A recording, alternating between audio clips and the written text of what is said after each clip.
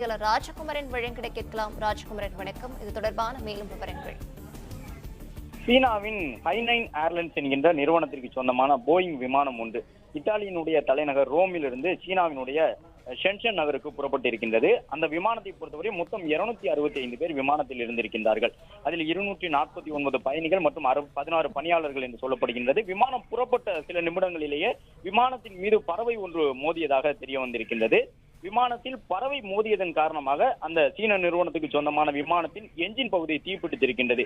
Engine தீப்பிடித்ததை தொடர்ந்து உடனடியாக அந்த விமானத்தினுடைய விமானிகள் விமானத்தின் எடையை குறைப்பதற்காக எரிபொருளை கடலிலேயே வெளியேற்றி இருக்கின்றார்கள். விமானத்தின் என்ஜினில் தீப்பிடித்தவுடன் விமானத்தினுடைய எரிபொருள் கடலில் வெளியேற்றப்பட்டு வானிலிருந்து கடலில் ஊற்றக்கூடிய வகையில் அந்த எரிபொருள் வெளியேற்றப்பட்டு அந்த வாயு அதன் பிறகு விமானத்தின் எடை குறைக்கப்பட்டு உடனடியாக அதே நகரத்தில் ரோம் நகரத்திலேயே தரையிறக்கப்பட்டிருக்கின்றது.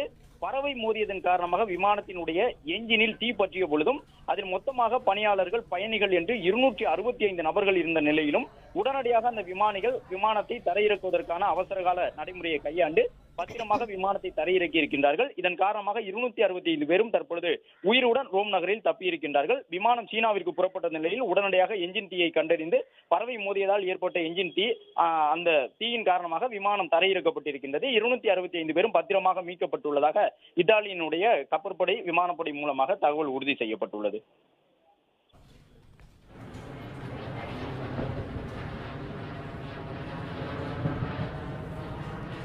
விவரங்களை வழங்கியமைக்கு நன்றி ராஜகுமரன்.